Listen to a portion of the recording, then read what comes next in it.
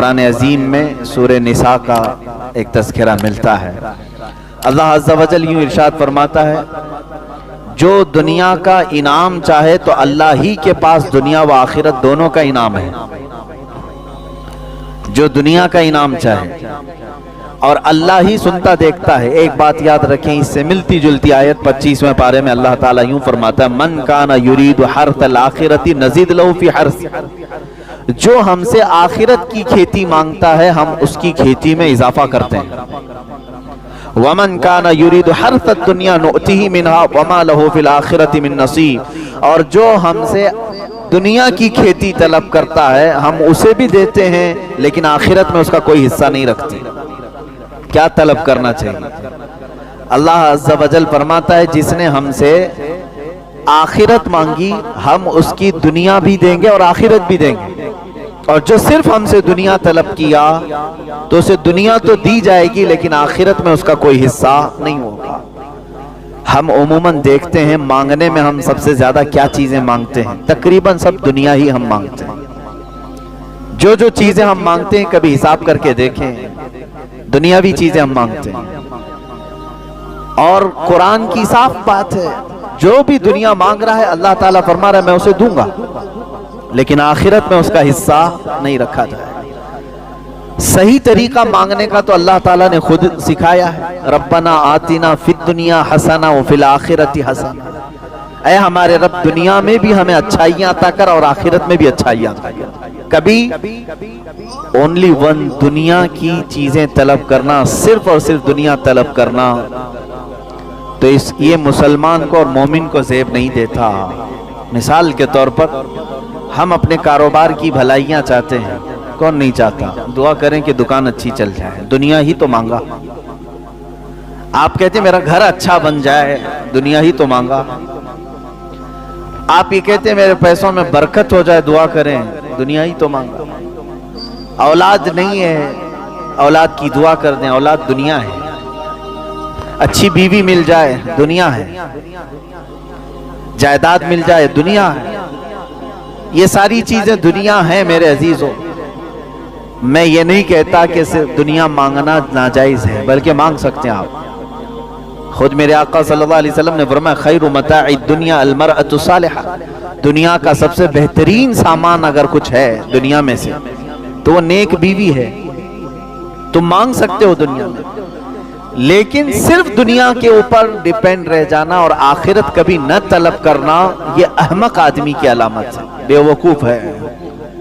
وہ 4 دن کے لیے تو مانگ لیا اور لاکھوں کے سال کے لیے کچھ نہیں مانگا، جہاں اسے اتنی لمبے عرصے کی زندگی گزارنا ہے کہ جس کا اینڈ کوئی ہے ہی نہیں، آخرت۔ وہاں تو سورج بھی ختم ہو گیا، چاند بھی ختم ہو گیا۔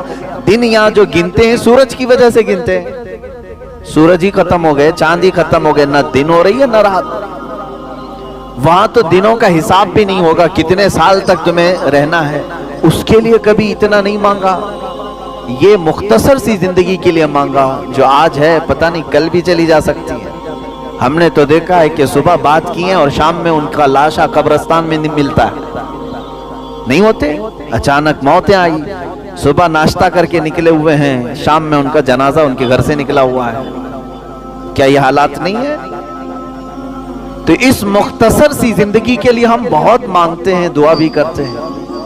مانگو میرے عزیزوں، لیکن انصاف کا تقاضا یہ ہے کہ عقل رکھنے والا بندہ وہاں کی طلب کرتا ہے جہاں اسے زیادہ دن رہنا ہے، لمبا عرصہ۔ یہاں ایک حدیث میں یہ بھی سنا دوں آپ کو، اللہ کے حبیب صلی اللہ تعالیٰ علیہ وسلم نے فرمایا، اس سے قبل بھی شاید میں نے بتایا ہوگا، 2 راستے ہیں۔ دوزخ کا راستہ بہت خوبصورت ہے، دوزخ کا راستہ بہت خوبصورت ہے، اور جنت کا راستہ کانٹوں بھرا ہوا ہے، تکلیف دہ ہے۔ دونوں کی یہ منزل، یعنی راستے میں بتا رہا ہوں، دوزخ اس کا راستہ بہت خوبصورت دکھتا ہے لیکن منزل بہت خراب ہے، اور جنت کا راستہ کانٹوں بھرا ہے لیکن منزل بہت حسین ہے۔ مرضی تمہاری، صرف اگر تمہیں راستہ ہی چاہیے تو دوزخ کے راستے پر چلتے ہوئے جاؤ گے، آج یا کل کٹ جائے گا راستہ، اور جب منزل پہنچو گے پھر آگ کے شعلے تمہارا استقبال کر رہے ہیں، اور وہ کتنے سال تک وہ بھی نہیں معلوم۔ ہاں جنت کا راستہ کانٹوں بھرا تو ہے، تکلیفیں تو ہیں، نمازوں کی پابندیاں ہیں، حلال کھانا ہے، اور تمہیں شریعت اسلامیہ کے دائرے میں رہ کر کے عمل کرنا ہے۔ یہ سخت تو لگتا ہے، کٹھن تو ہے، لیکن جیسے ہی منزل آئے گی ساری تھکان اتر جائے گی، ساری پریشانیاں ختم ہو جائیں گی۔ جب جنت منزل مل جائے، اب آپ کے اوپر فیصلہ ہے، صرف راستہ تمہیں آرام کا چاہیے یا منزل اچھی چاہیے، یہ دیکھ کر کے چلو۔ اب اس کی مثال ایسی ہے کہ آپ کو میں دنیاوی طریقے سے ایک مثال بتاؤں۔ 1 کلومیٹر کا ایک راستہ ہے، 2 راستے یہاں پر بنے ہوئے ہیں، 1 کلومیٹر کے 2 روڈ ہیں۔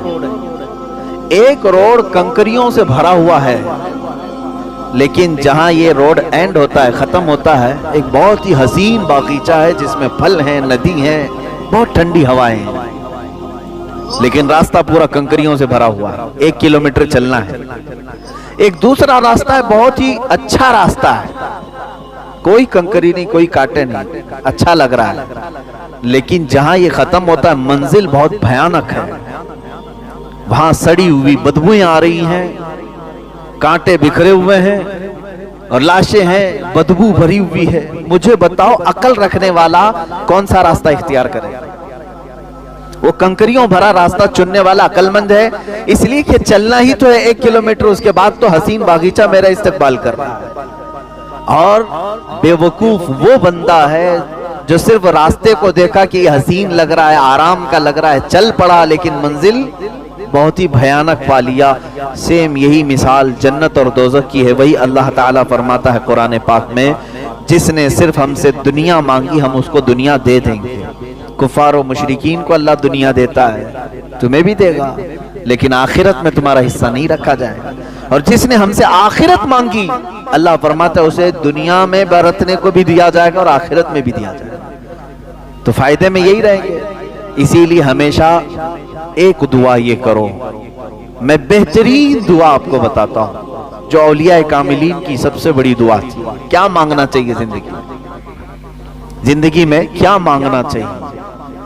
یعنی مانگنے کے لیے ہمارے پاس بہت ساری چیزیں ہیں، کیا مانگیں؟ ہم اپنے لیے گاڑیاں مانگیں، گھوڑے مانگیں، اولاد مانگیں، بیویاں مانگیں، بچے مانگیں، پراپرٹی، جائیداد، بادشاہ کا تخت، کیا چیز مانگنا چاہیں؟ اولیاء کاملین جو چیز مانگتے تھے وہ سب سے بڑی دعا یہ ہے، وہ یوں کہتے تھے کہ اے اللہ تو میرا ہو جا، بس تجھ سے تجھی کو مانگ کر مانگ لی ساری کائنات۔ اللہ رب العزت جس کا ہو جائے پھر بچا کیا؟ تو دعا ہمیشہ یہ کرو کہ اے اللہ تو میرا ہو جا، یعنی تو مجھ سے راضی ہو جا۔ اللہ رب العزت جس بندے سے راضی ہو جائے اسی کے متعلق تو کہا ہے شاعر نے، خودی کو کر بلند اتنا کہ ہر تقدیر سے پہلے خدا بندے سے خود پوچھے بتا تیری رضا کیا ہے۔ یہ وہ لوگ ہیں جن کے متعلق اللہ رب العزت اپنے خزانہ رحمت کو کھول دیتا ہے۔ قرآن میں ہے لہم ما یشاؤون فیہا، یہ وہ بندے ہیں جو چاہ لیں اللہ ان کے لیے رکھا ہے، جو وہ چاہ لیں اللہ ان کے لیے رکھا ہے۔ وَلَدَيْنَا مزید، اور اللہ فرماتا ہمارے پاس اس سے بھی زیادہ ہے جتنا وہ چاہتے ہیں۔ لیکن یہ اولیاء کاملین پوری زندگی اس طرح کی گزارتے رہ گئے کہ دنیا میں سے صرف اتنی چیزیں لی جتنا زندگی گزارنے کے لیے کافی تھی، باقی سب وہ مانگتے رہے اللہ ہی کو، مانگتے رہے اللہ ہی کو۔ ایک بہت ہی مقدس جماعت قیامت کے دن جنت میں جانے والوں کی 3 کیٹیگریز ہوں گی۔ جنت میں جانے والوں کی 3 جماعتیں بخشے جا چکے ہیں، حساب کتاب ہو چکا ہے، جنت کا فرمان آ چکا ہے۔ ایک جماعت ایسی ہوگی اللہ تعالیٰ ان سے فرماتا ہے اے میرے بندو تم پر جنت ہو گئی، تمہیں جنت میں بھیجا جا رہا ہے، تم عبادتوں میں پورے کمپلیٹ تھے، بتاؤ کیوں عبادت کرتے تھے، جنت تک کیسے پہنچ گئے؟ وہ کہتے ہیں اے اللہ ہمیں جنت کی نعمتیں جب سے ہم نے سنا تھا بڑا لگاؤ تھا کہ اس جنت میں جائیں، یہ بھی مومن کی شان ہے، جنت میں جانے کی خواہش رکھنا چاہیے۔ جنت تیری بڑی حسین و جمیل ہے، ہم نے قرآن میں پڑھا، حدیث میں پڑھا، اس لیے اس میں داخل ہونے کے لیے خوب جستجو کرتے تھے، کوئی نماز نہ چھوٹنے پائے، ہر گناہ سے بچتے رہے۔ اللہ تعالیٰ فرماتا ہے ٹھیک ہے، تم نے اچھا کیا اور تمہارے لیے جنت ہو گئی، جس کی طلب میں پوری زندگی محنت کرتے تھے وہ چیز تمہیں مل گئی۔ ایک جماعت گئی جنت میں، دوسری جماعت ہے، ان سے پوچھا رب تعالیٰ نے تم کیوں عبادت کرتے تھے؟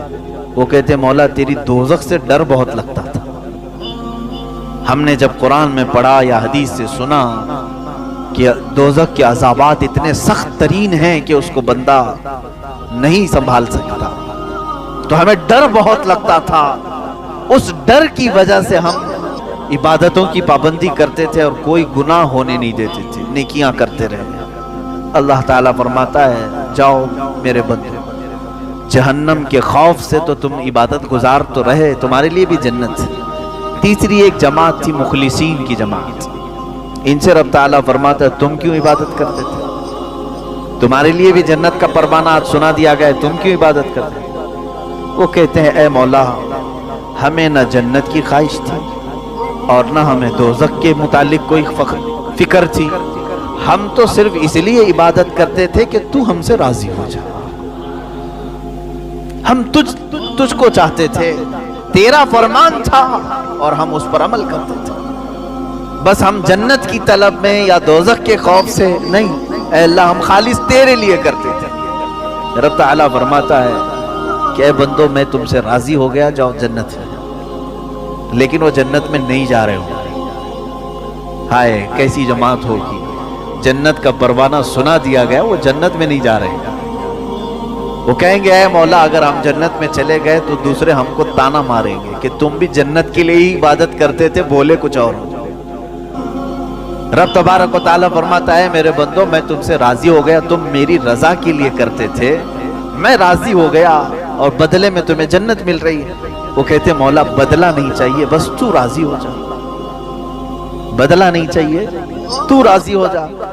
یہاں تک کہ روایات میں آتا ہے کہ فرشتوں کو حکم ہوگا ان کو بیڑیاں ڈالو اور جنت میں لے جاؤ، ان کو کھینچ کر کے جنت میں لے جاؤ۔ یہ وہ بندے ہیں جو اللہ سے اگر کچھ مانگتے تھے تو اللہ ہی کو مانگتے تھے، تو ہمارا ہو جا۔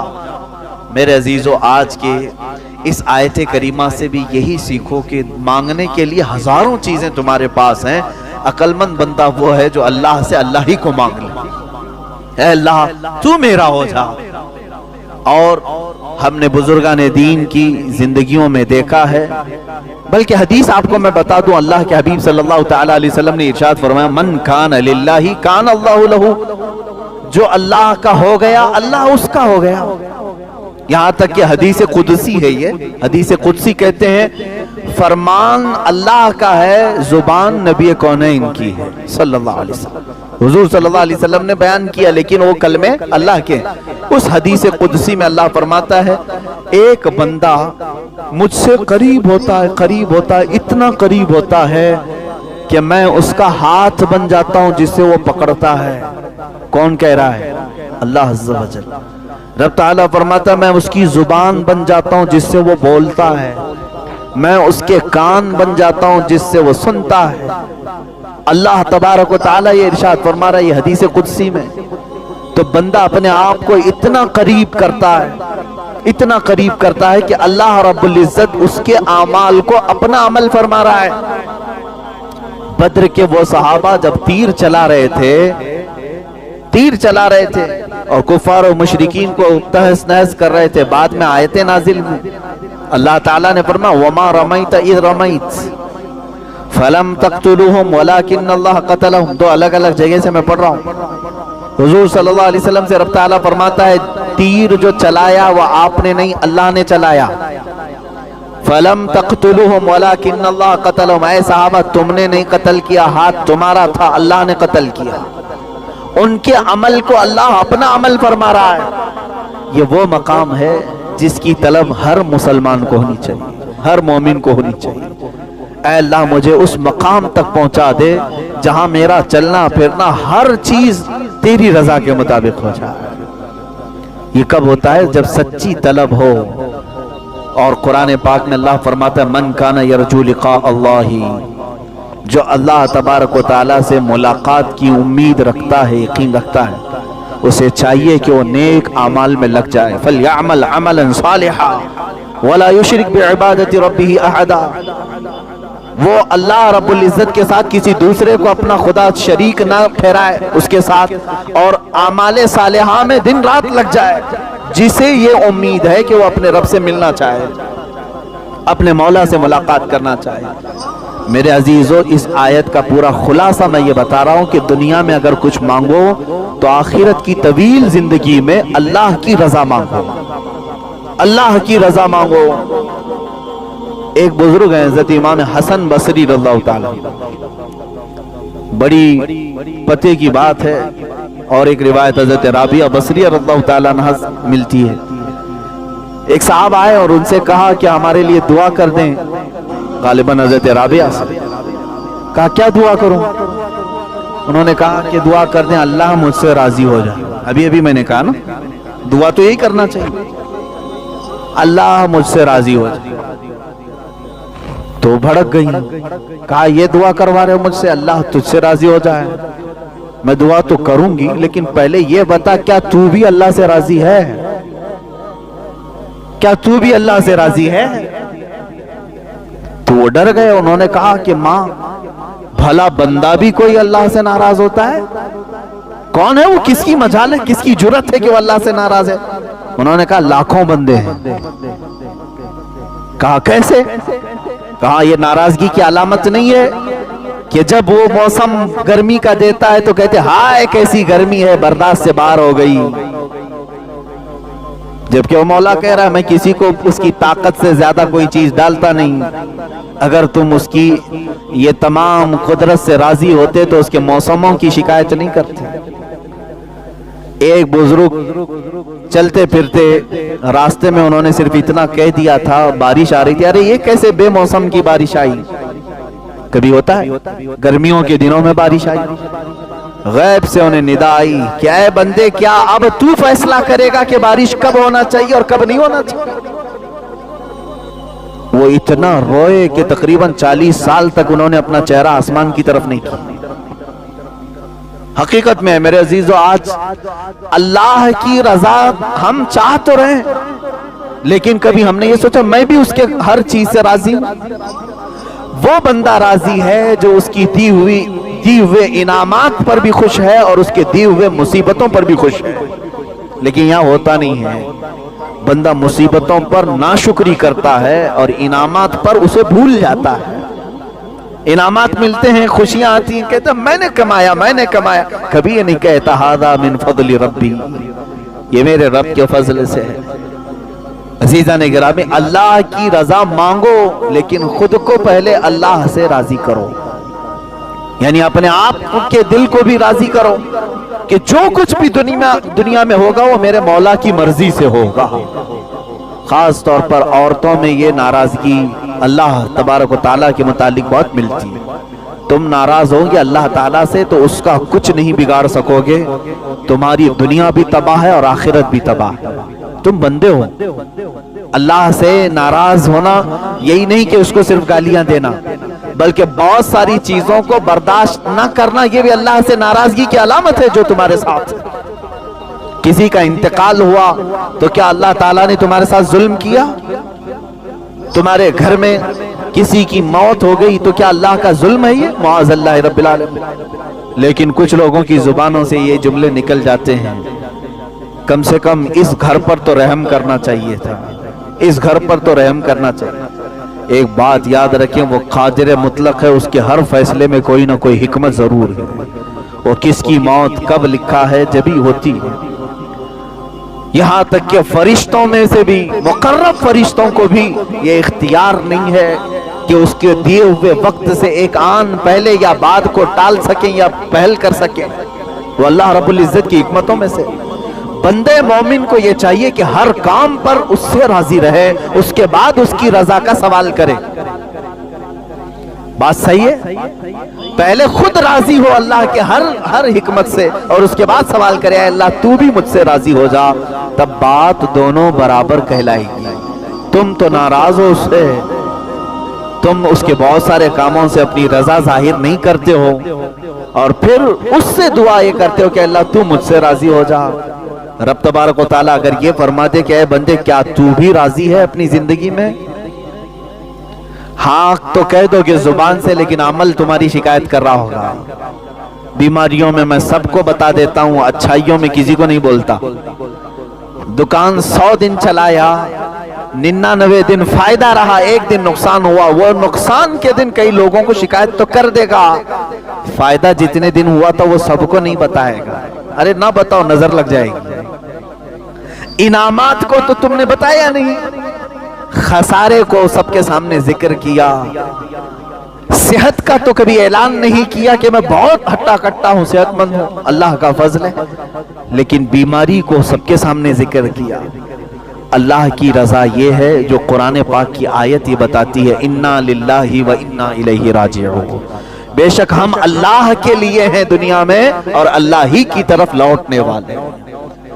بیماری اس کی مرضی سے، صحت مندی اس کی مرضی سے، دولت اس کی مرضی سے، غربت اس کی مرضی سے، کرسی اس کی مرضی سے ملے۔ یہ تمام چیزوں پر ہماری رضا پہلے ہو، اور اس کے بعد ہم یہ سوال کریں اے اللہ تو بھی ہم سے راضی ہو جا۔